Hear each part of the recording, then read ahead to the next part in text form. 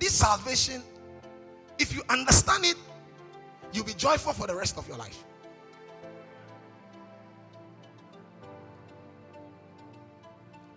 A deliverance, a preservation, a safety, a wellness, a well-being, a wholeness,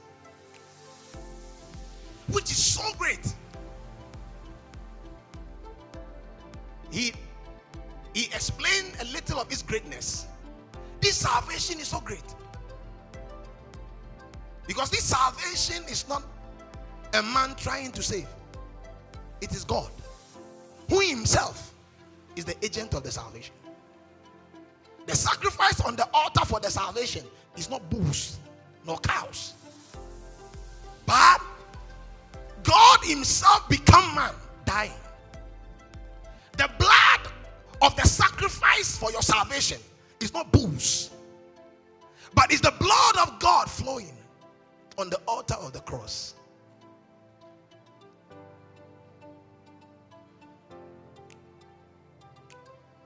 The one administrating the preservation, the deliverance, the wholeness is not men, not angels. It's God. I want you to listen. You see, we have cheapened salvation. Every time I say it, everything starts from there. When you get it wrong, every other thing will be wrong. It is so great.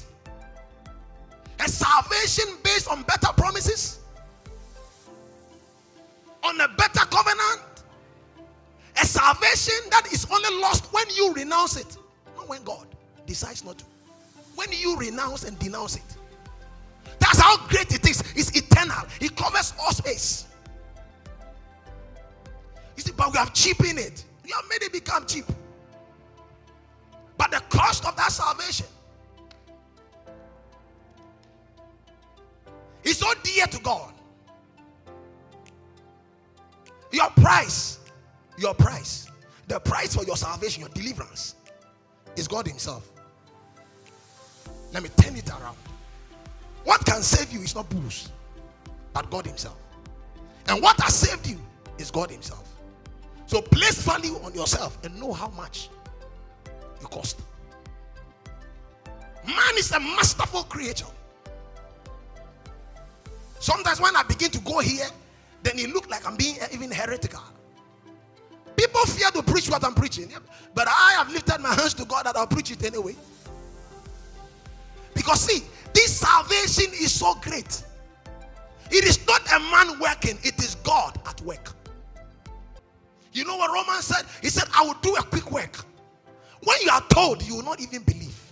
Isaiah cried it out. He said, who had believed our report? What we want to report, who can believe it? That God will become a man. He will put on filthy body and make it holy. God himself will become a man.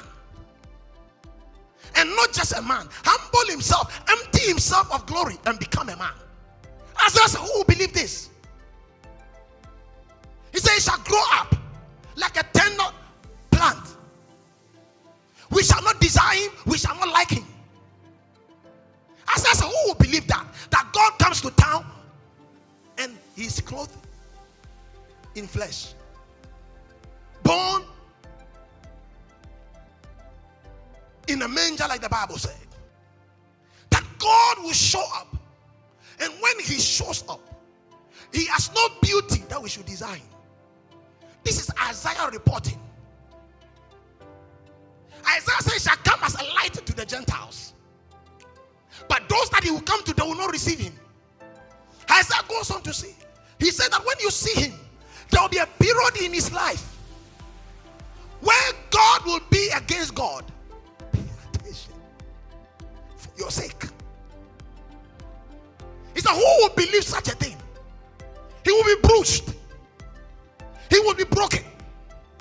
I like the way the Bible puts it. He said he will take a blow and not recover. He will be bruised.